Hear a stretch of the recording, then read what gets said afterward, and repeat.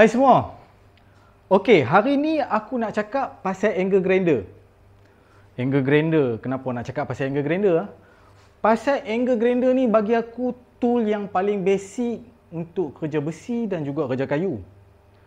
Kalau kita tengok kegunaan angle grinder ni, banyak orang guna untuk potong besi. Orang ingat potong besi saja. Asah besi. Ada juga orang guna untuk asah kayu. Macam-macam lagi orang guna. Ikut kepada dia punya attachment ataupun kita cakap mata dia lah dalam bahasa kita. Okey, hari ni aku nak cakap tentang cara penggunaan yang betul. Maknanya cara kita guna dengan betul, sebab bagi aku tool ni, angle grinder ni, tool yang paling bahaya. Jadi kita sama-sama ingatkan diri kita, ingatkan diri aku sendiri juga untuk guna cara yang selamat. Dan juga kalau kita tengok benda ni, tool yang paling selalu ada kes accident yang terkena angle grinder ni. Okey, aku akan pecahkan kepada 3, maknanya cara guna dia dengan betul. Lepas tu cara guna yang selamat dan juga barang apa yang kita pakai untuk kita nak guna kerja menggunakan angle grinder ni sendiri. Jom.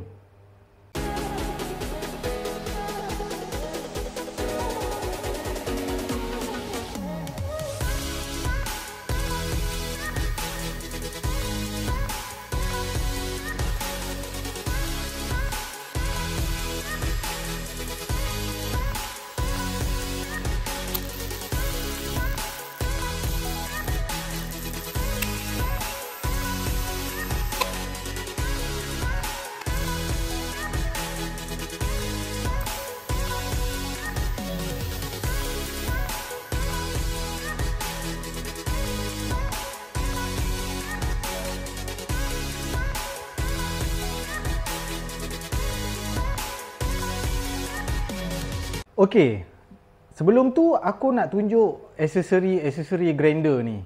Aksesori grinder ni dia ada banyak sebenarnya, tapi yang ada dekat workshop aku setakat ni macam contoh yang ni cutter dia, abrasive cutter. Yang ni aku guna untuk, selalu kita semua guna untuk potong besi. Brand ni, okey, orang mungkin nak tanya pasal apa aku pakai brand ni. Brand ni brand Sali. Brand ni special dia ada tarikh luput dekat dia punya cutter ni. Maknanya tarikh luput ni bagi aku penting, sebab bila kita beli barang tu daripada kedai hardware, kita boleh tahu stok ni stok lama ke stok baru. Semua benda ada tarikh luput kan. Jadi sekurang-kurangnya kita tahu. Yang ni pun salah satu juga ciri dia yang aku suka, sebab tu aku beli. Dia juga brand ni dia ada yang ni macam kertas pasiak untuk kita asah kayu atau besi. Yang ni grid 120. Dia juga untuk kita asah besi, mata asah besi. Yang ni 4 inci, kalau kita tengok 4 inci. Pasal apa nanti aku akan cakap. Pakai ni, saiz ni. Dia juga ada berus besi. Dia juga, kalau kita tengok yang ni dia untuk asah kayu, untuk kawat bahagian melengkung. Kita nak asah. Yang ni juga, yang ni untuk lekat, attach atau lekat kertas pasiak. Okey, kalau kita tengok dua ni, dia punya lubang tak sama tau dengan yang lain-lain. Yang ni dia ada untuk macam nut, trip nut. Trip nut ni kita terus boleh guna untuk masukkan dekat dia punya bolt ni, dekat sini. Bolt ni ada saiz dia. Saiz dia kalau tak silap aku, yang ni macam yang ni aku guna 10mm. Jadi bila kita beli benda ni, kita kena tanya dulu kedai hardware saiz berapa, baru kita boleh guna untuk attach dia. Kita terus screw saja. Okey, untuk yang lain juga, macam contoh yang benda-benda yang attachment ni, dia ada macam contoh potong konkrit pun ada. Dia kita boleh guna, kita terus masuk dia punya besi ni, kita masuk. Okey. Kita boleh terus masuk dia punya mata dan kita tengok fitting dia memang cantik. Maknanya dia memang kemas. Yang ni terus masuk dan kita terus boleh lock dia. Okay. Yang ni untuk tempat asah. Selalu orang guna untuk potong besi, kadang-kadang orang boleh tersilap letak macam ni. Yang ni silap tau cara guna dia. Cara guna pasang dia sebenarnya macam ni. Benda ni nampak kecil tapi sebenarnya ada efek yang besar. Kalau tersilap mungkin ada efek boleh pecah, kesan boleh pecah. Yang tu bahayalah untuk pengguna yang guna grinder ni. Pasang mesti dia punya label menghadap kepada grinder. Semua pun macam tu juga. Contoh macam ni, kita tahulah yang ni mesti hadap macam tu. Untuk yang ni kita pasang hadap macam ni.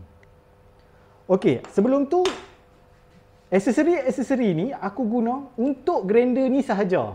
Maknanya grinder ni kalau kita tengok brand Dongqing lah. Saiz dia 100mm. Maknanya mata dia 100mm ataupun 4 inci. Boleh tengok lah. 100mm ataupun 4 inci. Dia punya mata dia. Jangan guna mata yang besar. Mesti guna saiz yang betul. Kalau 4 inci, masuk 4 inci. Jangan masuk lebih daripada tu. Yang tu pun bahaya juga. Boleh pecah. Boleh akibatkan kecederaan, kemalangan semua, aksiden semua. Okey, nombor 2, aku nak cakap pasal dia punya mangkuk ni. Yang ni kita panggil cover blade. Cover blade ni jangan sekali-kali kita buka terus. Sebab kalau kita tengok cover blade ni, material dia memang tebal, kukuh. Kenapa? Sebab untuk tahan, kalau terjadi pecah mata ni, dia boleh tahan impact yang pecah mata ni, dia boleh tahan dan tangan kita boleh selamat lah. Sebab apa? Impact ni datang daripada, kalau kita tengok dekat sini, dia punya speed 13,000. Kelajuan pusingan mata ni 13,000 R ni rotation per minit. Maknanya 13,000 pusingan seminit. Bayangkan bang, kalau kena ni 13,000 ni pusingan dia, maknanya betapa laju dia tu. Sebab tu mangkuk dia ni betul-betul kena kukuh. Okey, aku dah cakap pasal cara guna, cara pasang mata dan juga aksesori-aksesori ringkas yang aku ada. Jom kita tengok macam mana kita guna dengan selamat benda ni. Jom. Okey, untuk kita potong besi, guna mata potong, pastikan kita klem dulu besi tu. Klem dulu, pastikan dia ketat dan tak bergerak, okey. Dan baru kita potong. Okey. Untuk posisi cara kita potong, mesti kena potong dalam keadaan menegak, bang. Potong biar dia makan, biar dia slow-slow ambil masa dia buat kerja dia. Maknanya kita jangan paksa dia.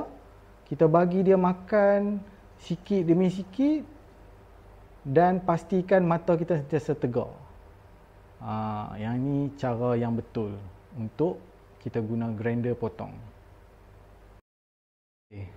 Okey, untuk kita asah besi pula, benda pertama sekali, pastikan masa kita asah tu, kedudukan grinder kita dalam keadaan sudut 20 darjah daripada bahan yang kita nak grinder tu.